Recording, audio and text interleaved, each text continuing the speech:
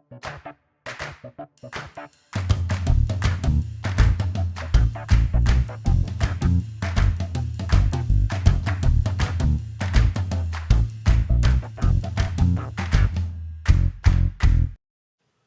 howdy, howdy. Welcome to a Thursday Collection Connection, where we're playing that game. It's just an excuse to talk about records. I play the game with my brother, Plastic Eric, of the Plastic Soundwave Cult channel, and we've made a recent change to where we are playing against you, where we work out our connections, and we're secretly keeping score of who can guess the connections, rather than just telling you what they are. So I will talk about the album that Eric talked about in his most recent video, which is the Pretenders' Learning to Crawl album. I'll connect that to an album in my own collection, and you will have to try and figure out, with the clues laid down, what that connection is. And you can leave your guess in the comments, and any right answer will get a shout out in the next video. So, as I mentioned, Eric talked about Pretenders Learning to Crawl. That is one of the two Pretenders albums that I have. I have the debut and that one. Probably the two essential ones, even though they have a lot of great material from the Pretenders. That is a band that for a long time I had just the singles, that particular compilation album, the singles, and almost half, 7 of the 16 tracks are from these two albums. So I was familiar with a chunk of each before I got them, but they're so packed with great tunes and singles overall that some of them, they just couldn't make room for all of them on the singles collection. Off of Learning to Crawl, I would say Time the Avenger is a big favorite of mine. It was a fun discovery, so I didn't get the albums proper, and Learning to Crawl, I think especially, till sometime in the last 10 years. It's been a little while now, but definitely on the more recent side of things. Lots of good tunes on there. And I would say, again, Time the Avenger, along with Back on the Chain Gang, is a super classic single. And then there's Middle of the Road, 2,000 Miles, which is my vote for the saddest Christmas song sort of ever. I always put it on a Christmas playlist, along with sort of Have Yourself a Merry Little Christmas, as sort of sad Christmas songs that I enjoy. And Show Me is the other single that was on the singles collection. Really great album, almost an essential. So the album that I will be talking about is from 1991, and it is the Simple Minds album, Real Life. This is their 9th or 10th album, depending on how you break it down. Their 4th album was a double album that was later issued with each disc sort of being its own title. So if you want to count that as a double album, it's their 9th album, and if you want to count them as 2 separate albums, which they were released as also, then it is the 10th Simple Minds albums. I think a lot of American audiences don't realize just how far back Simple Minds goes. They go back to the late 70s. I think probably made their first splash here around Sparkle in the Rain or New Gold Dream, and songs like Up on the Catwalk and Someone Somewhere in Summertime, and Promise You a Miracle.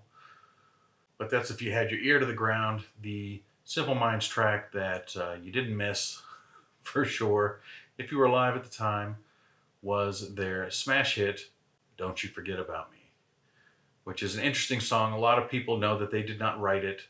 They were not particularly keen about doing it for the John Hughes film, but they were approached about it, and they acquiesced into doing it. You'll hear different tales today about how long they held on to their grudge about it, but they certainly didn't want to associate with the song enough that they wanted it on their album that was going to be released at the time, Once Upon a Time, which is a terrific record. I have that one. And in the spirit of the recent vinyl community thread about only needing one album by a particular artist, I think I could live fairly easily with just Once Upon a Time. I wanted to show, I placed back here, I own exactly 5 vinyl singles. I didn't hold on to any of my vinyl, almost, from back when I was buying vinyl, but I did hold on to the singles that I had bought, both 12-inch and 45s, and one of the 5 singles that I still have to this day is Don't You Forget About Me. And I love that song. It is a little heartbreaking that it is the quintessential Simple Minds song, since they didn't write it, but it's a great tune. It's just hard to get around that. I would say by the time of Real Life, which is 2 albums after Once Upon a Time, they had an album called Street Fighting Years in the middle there, and this is again 1991. They were kind of chasing the success a little bit of Once Upon a Time and Don't You Forget About Me. That was easily their most successful era, especially in the US. But that was a big time for them. And by the time of Real Life, they were down to 2 founding members, Jim Kerr, who does the vocals, and Charlie Birchhill. And in addition, in Europe, the back cover of the album, in US and in the UK, but in mainland Europe, this was the cover of the album. You see, it's only 3 people, Mel Gaynor being the third, who was their longtime drummer, but not from the beginning. So they were down to 2 original members, which also happens to be true of the Pretenders for Learning to Crawl, for more tragic reasons.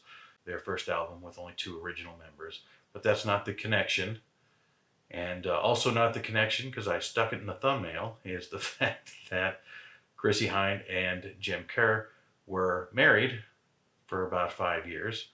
That's not the connection. That's the sort of thing that is kind of a connection, but it's more like a degrees of Kevin Bacon sort of connection, rather than sort of the same thing being applicable to each title.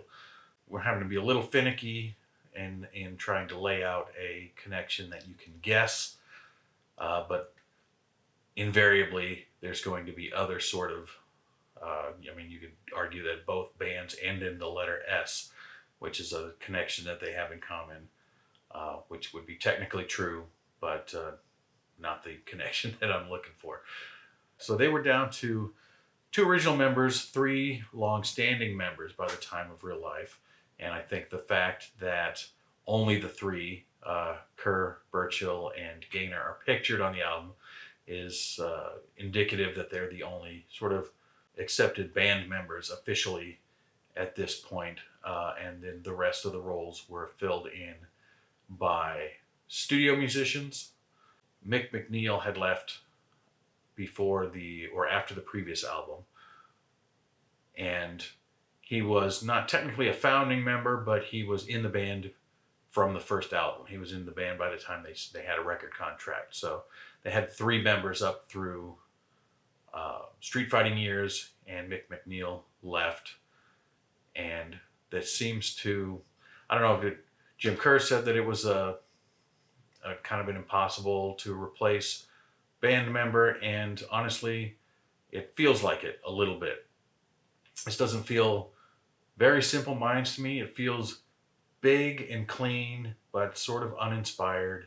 More like U2, like Jim Kerr's vocals, his actual vocals sound more like Bono to me at times than they do himself.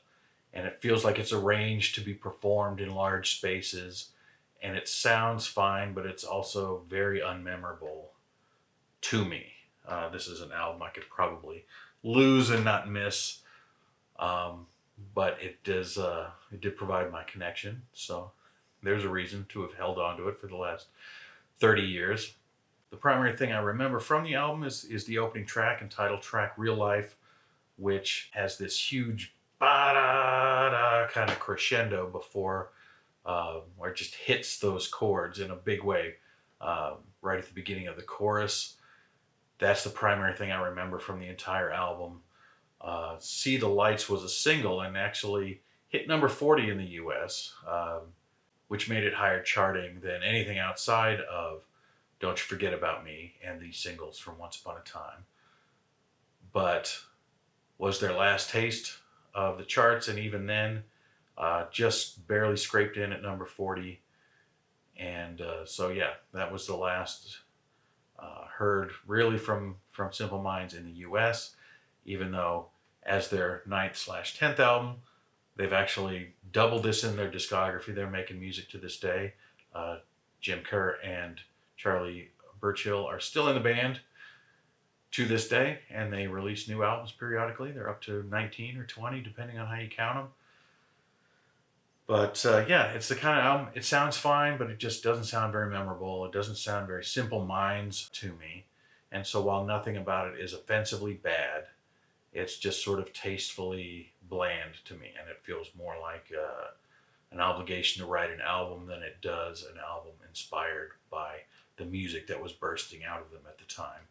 That's my take on it. It was produced by Steven Lipson, who would make his name much more prominently just 1 year later with Annie Lennox's Diva album. So he certainly had the ability to produce a hell of an album. He was a protege of Trevor Horn's. And the album sounds fine, and the music sounds fine. It just doesn't sound memorable to me. And I guess that's maybe an unforgivable crime because I never listened to it.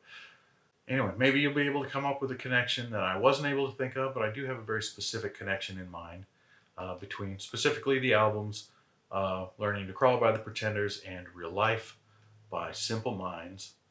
And if you can come up with that connection, throw it down in the comments and we will acknowledge you, give you, the audience, a point. Elsewise, we will keep that point and build our already burgeoning lead as we try to pressure people into making guesses and engaging with our videos. So far, it's going swimmingly. I would rate this at about a 5. I didn't lay down specific info, but there is a connection between the two albums. If you have it, let us know, and Eric will make a connection to Simple Minds Real Life next Monday on his channel, The Plastic Soundwave Cult. Don't be intimidated by it. It's just supposed to be a bit of fun. Maybe you'll come up with something that we didn't know. It's all just a bit of fun. But with that said, that's all I have. So I will say goodbye. Bye-bye.